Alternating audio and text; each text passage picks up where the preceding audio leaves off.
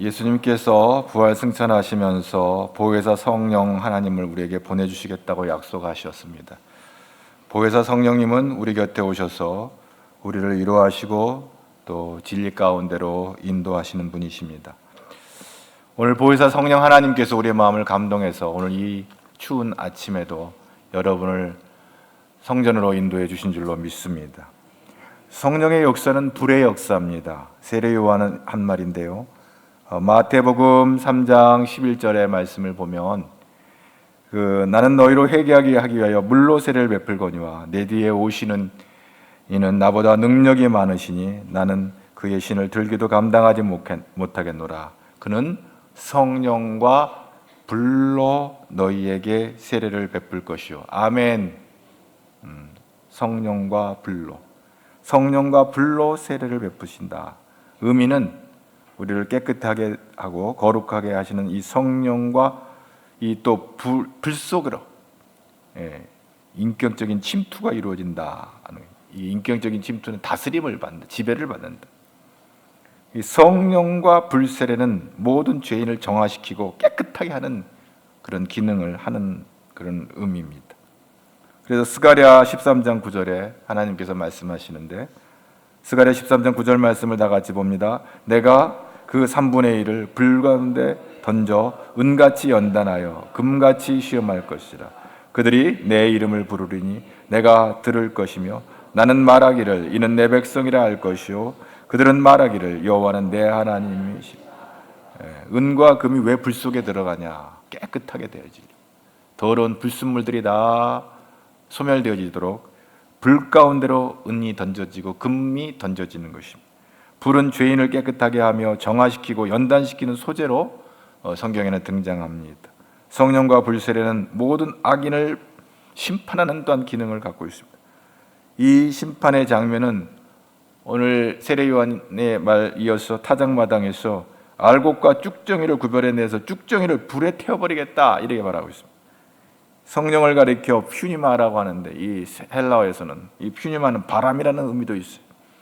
그래서 성령의 설명을 할 때 이 바람이라고 하는 이것을 비교해 가지고 설명하기도 해요. 요한복음 3장 8절에 다 같이 한번 또 보겠습니다. 바람이 임의로 불매 내가 그 소리는 들어도 어디서 와서 어디로 가는지 알지 못하는 성령으로 난 사람도 다 그래. 바람, 눈에 보여지지 않는 이 바람을 성령과 이게 비교해 가지고 이렇게 설명을 하고 있습니다. 그리고 더 구체적으로 사도행전 2장 2절에 가면 이렇게 말하고 있습니다. 호련히 하늘로부터 급하고 강한 바람과 같은 소리가 있어 그들이 앉은 온 집에 성령이 임함을, 초대교회 이스라엘 초대 성도들이 기도할 때 성령이 임할 때 이 표현을 하늘로부터 급하고 강한 바람 같은 소리가 있어서 그들이 앉은 온 집에 가득했다 이렇게 표현을 하고 있습니다. 타작마당의 쭉정이를 구별해내어 그 악함을 드러내는 기능이 바람이 합니다. 여러분 퀴즈를 할 때 바람에 따라 알곡은 안쪽으로 들어오고 그 바람에 날리는 겨들은 바깥으로, 쭉정이는 바깥으로 날려요. 그래서 하나님의 심판의 바람이 불 때 쭉정이는 날려 심판에 견디지 못하게 된다고 시편 1편 4절에 그런 말이 있어요.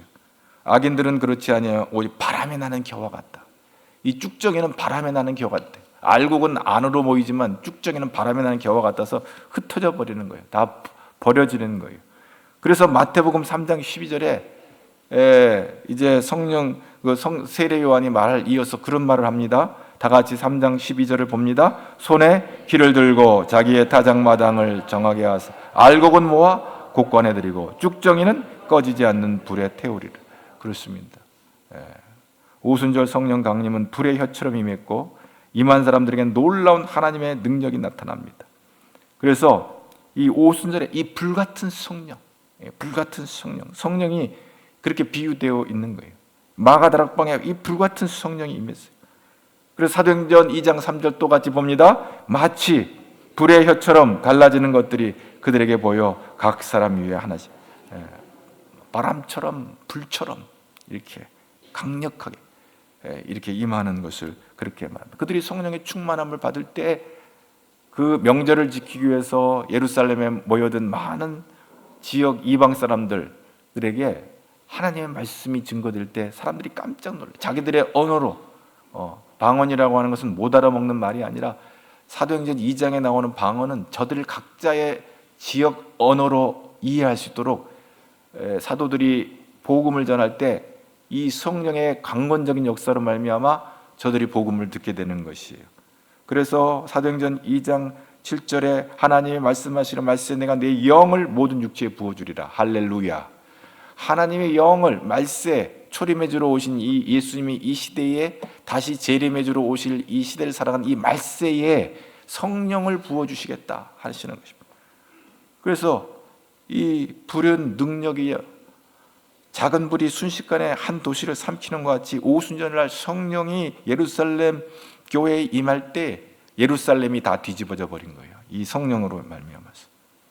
그래서 오늘 말씀을 그런 이 성령의 다이너마이트 같은 이 파워 있는 이 능력을 경험한 이 초대교회 성도들, 그리고 또 초대교회 성도들에게 권면하는 이 말씀입니다. 오늘 다시 한번 오늘 데살로니가 전서 5장 19절 말씀을 함께 봅니다. 성령을 소멸하자. 이 권능을 소멸하지 말라. 아니, 성령을 우리 마음대로 이랬다 저랬다 할 수 있는 건가? 사실 그건 아니에요. 여기서 소멸한다는 말이 불을 끈다는 뜻인데, 성령을 소멸하지 말라는 것은 마치 불을 끄는 것처럼 성령의 불을 끄지 말라, 뭐 이런 표현으로 직설적으로는 우리가 이해할 수가 있지만, 우리가 한 가지 오해할 수 있는 것은 성령은 불같은 물질이 아니에요. 인격적인 하나님이에요. 우리가 불을 끄듯이 뭐 성령이 사라지는 것은 아닙니다.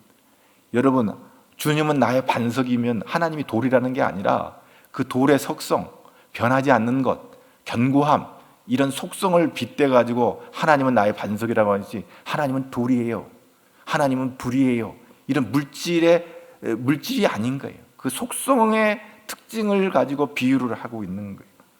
그래서 성령을 소멸한다는 말은 뭐냐면 그분의 인격을 인정하지 아니하고 그분의 감동에 동의하지 아니하고 내 마음대로 산다는 거예요. 성령을 소멸한다는 것. 하나님은 하나님이고 나는 나예요. 바로 그것이 성령을 소멸하는 행위가 되는 것이죠. 집안에 아버지가 있어요. 아버지와 상의하지 않고 자기 뜻대로 사는 것은 아버지가 있어도 아버지가 없는 것 같이 사는 거예요. 아버지가 있어도 아버지 없는 사람처럼 살아가는 것처럼, 우리가 예수를 믿으면 성령이 내주하시는데 성령의 감동대로 살지 않고 내 생각대로 살아버리면 성령은 거기 있든지 말든지 거기 계시고 나는 내가 하고 싶은 대로 가겠습니다. 이게 바로 성령을 소멸하는 거예요.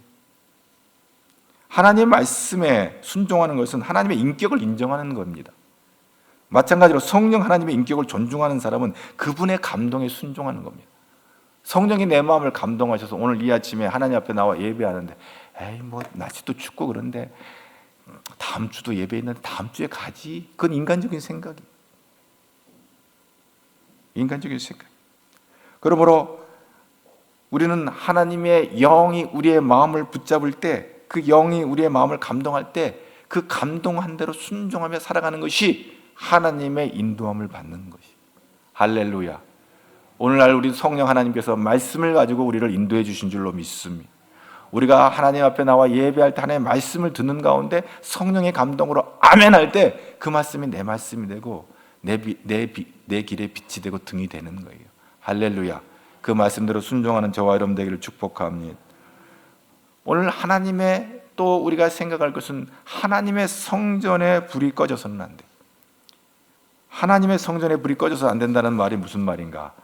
레위기 6장 13절 말씀을 우리 다 같이 함께 또 봅니다. 불은 끊임없이 제단 위에 피어 꺼지지 않게 하지. 성막 제단 위에 불이 꺼져서는 안 된다는 말씀입니다. 번제단 위에서는 항상 불이 타오르고 있어야 돼요. 타오르는 불은 여호와께 대한 변함없는 우리의 믿음을 상징하는 것이고, 또 하나님의 임재를 우리가 의미하는 것입니다. 불이 거기 존재하는 것이 하나님을 향한 우리의 헌신과 충성, 또 뜨거움이 타올라야 되는 거예요.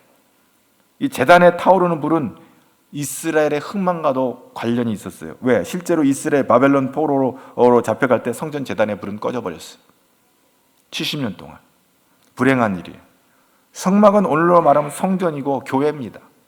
마찬가지로 성전에 성령의 불이 꺼져서는 안 돼요. 교회에 성령의 불을 꺼뜨리면 안 돼요.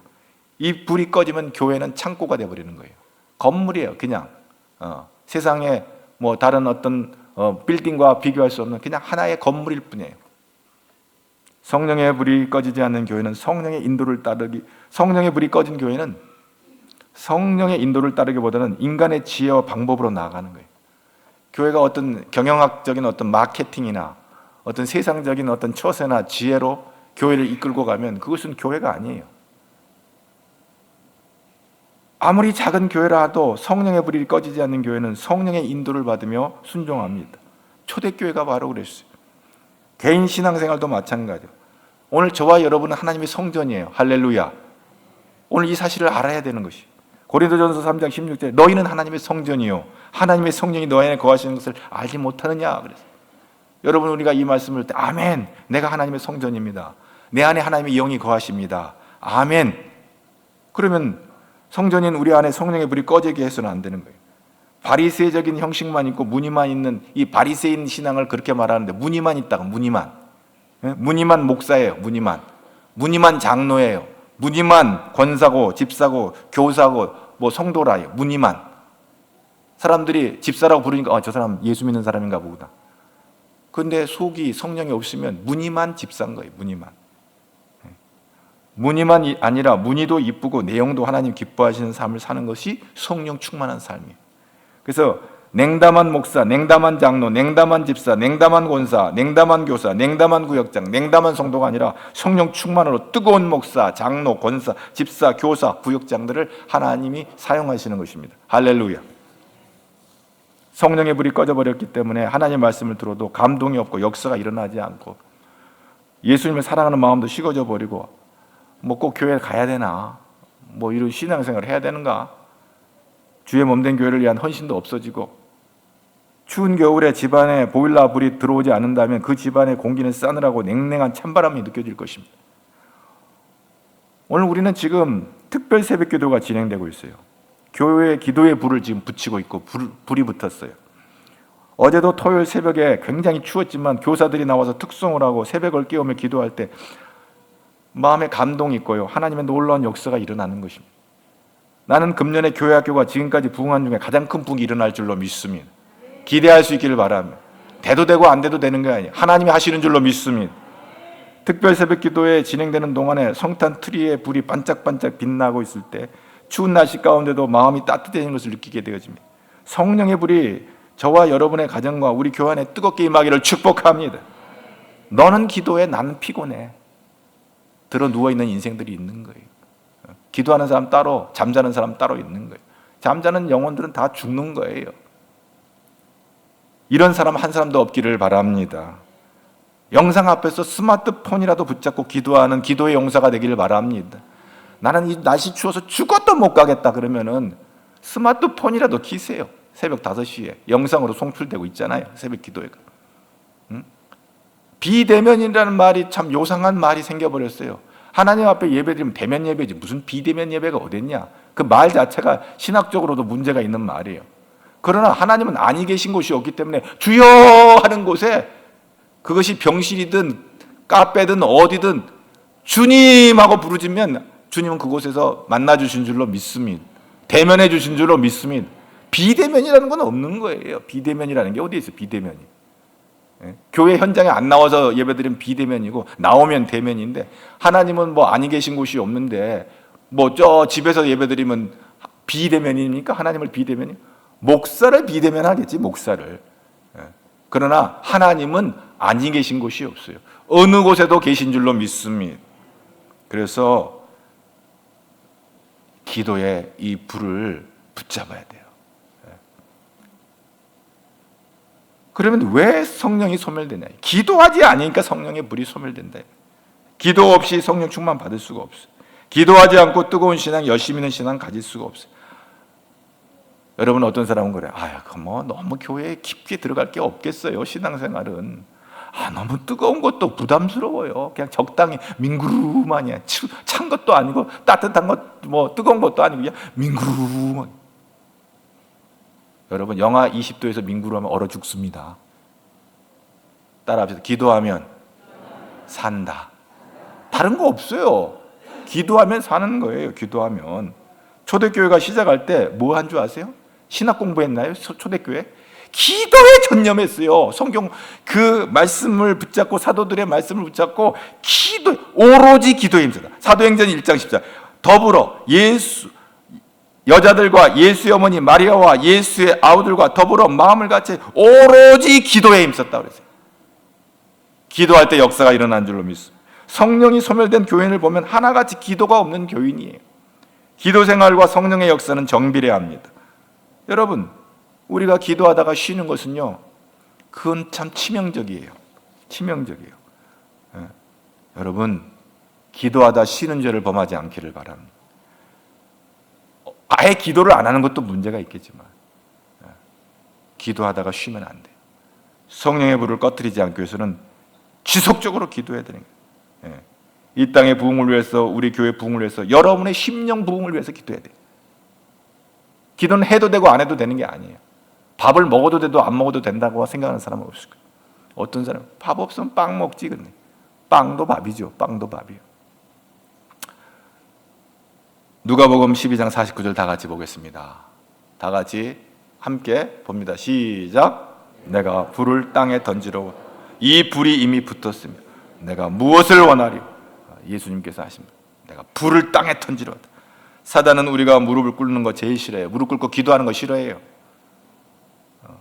사단은 우리 또 기도하는 것을 방해해요.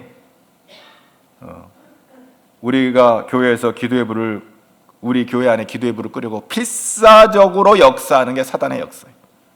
뭐 기도해보았자 별 볼 일 없어. 의심을 갖게 해요. 바쁘니까, 피곤하니까, 한가할 때, 뭐 시간 날 때, 그런 사람은 죽어도 기도할 시간 없어요. 언제 한가해가지고 기도할 거예요? 기도는 한가할 때 하는 게 아니에요. 급할 때 해야 되는 거예요. 급할 때, 힘들 때, 바쁘니까, 어렵고 살기가 어려우니까 기도해야 돼요.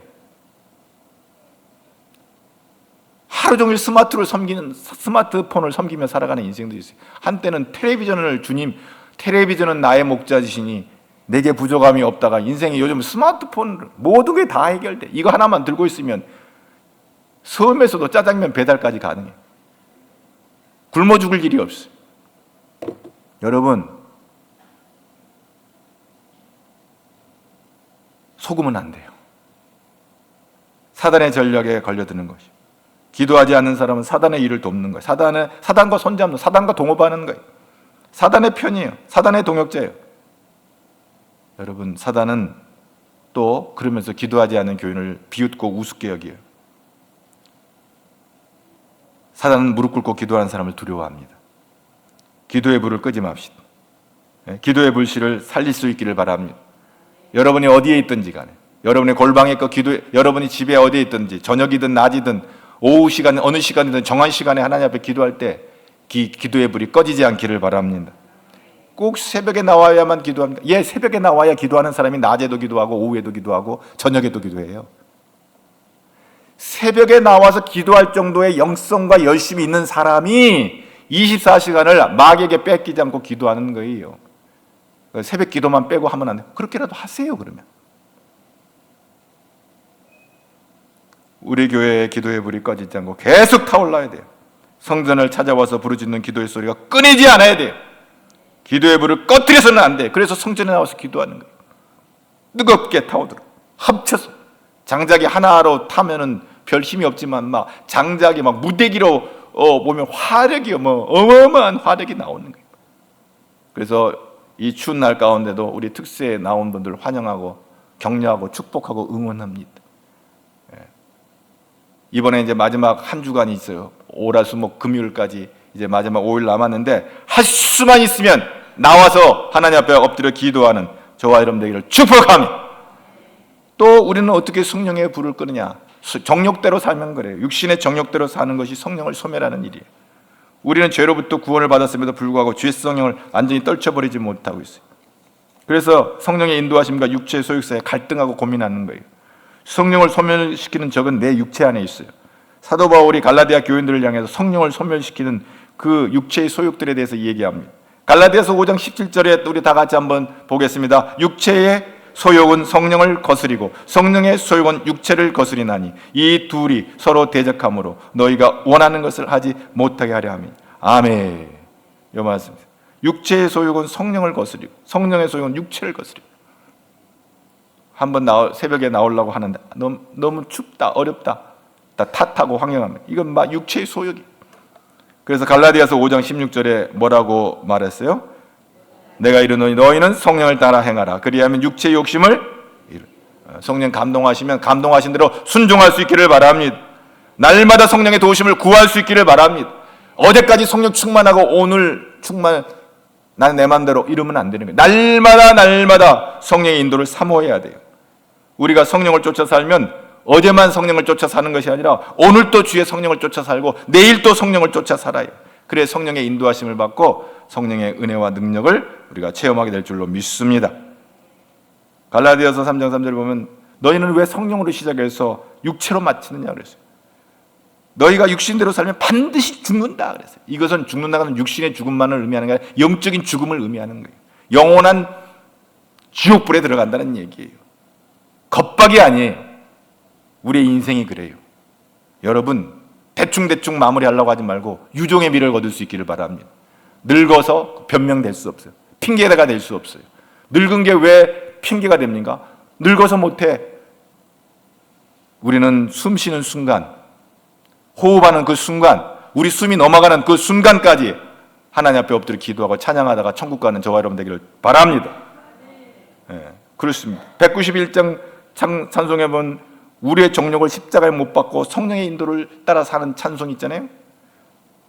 세상 모든 정욕과 나의 모든 욕망은 십자가에 이미 못을 박았네. 근데 못 부벼버리고 다시 정욕대로 살아가면 그건 그거고 나는 나야. 세상 모든 정욕과 나의 모든 욕망은 십자가에 이미 못을 박았네. 어두운 밤이 지나고 무거운 짐 벗으니 주의 영이 함께함이라. 성령이 계시네. 할렐루야 함께하시네. 좁은 길을 걸으며 밤낮 기뻐하는 것 주의 영이 함께함이라. 우리는 날마다 매 순간마다 성령을 사모하고 성령 충만함으로 하나님께 영광 돌리는 저와 여러분 되기를 바랍니다. 에베소 5장 18절에 사도 바울이 그랬어요. 성령의 충만함을 받으라. 그건 명령형이에요. 받아도 되고 안 받아도 되는 게 아니에요. 주시면 받고 안 주시면 말고가 아니에요. 반드시 받아야 되는 거예요.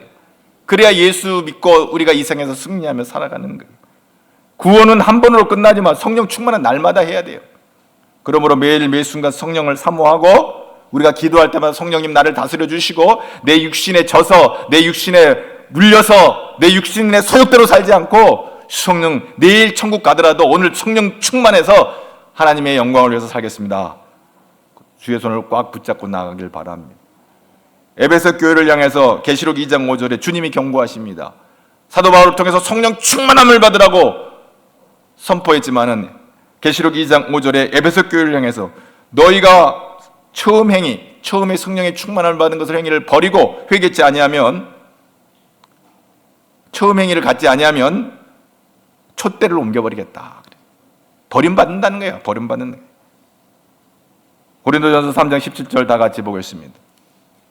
누구든지 하나님의 성전을 더럽히면 하나님이 그 사람을 멸하시리라. 아멘. 거기까지. 뒤에 볼 것도 없어요. 하나님의 성전을 더럽히면 어떻게 한다고요? 그 사람을 멸하시리라. 그러므로 우리는 어떻게 해야 돼요? 여러분, 우리의 성전이 깨끗해지려고 돼. 내 개인의 성전, 하나님 우리를 성전이라고 했어요. 하나님의 영이 우리에 거하지 않으면 우리는 더럽혀지고 오염되어지는 거예요. 하나님의 교회가 이 성전이 하나님의 성령이 주도하지 아니하시면 이건 창고가 되어버리는 거예요. 더럽혀지고 오염되어지는 것이. 그러므로 우리는 성령님을 사모하고 성령님을 늘 모시고 성령님의 인도함을 받아. 어떤 사람들 그런 게 있나? 성령이 있어? 세상의 지혜와 지식을 구하고 대학을 가고 무슨 기술을 배우고 뭐 연수를 받고 해서 세상 살아가는 처세를 얻을 수 있지만 우리는 성령의 도우심이 없이는 우리는 살 수가 없는 거예요. 사도행전 5장에 보면 성령을 실족해 함으로 말미암아 성령을 소멸시킴으로 말미암아 비참한 최후를 맞이하는 부부가 등장해. 아나니아와 삽비라는 부부예요.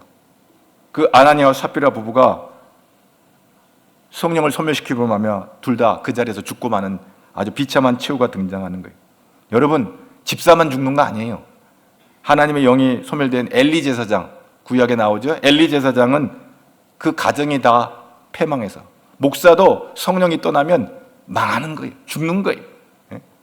엘리 제사장 가정이 쑥대밭이 돼버렸어요. 하나님의 영이 떠나버리니까. 그럼 제사장만 그래요?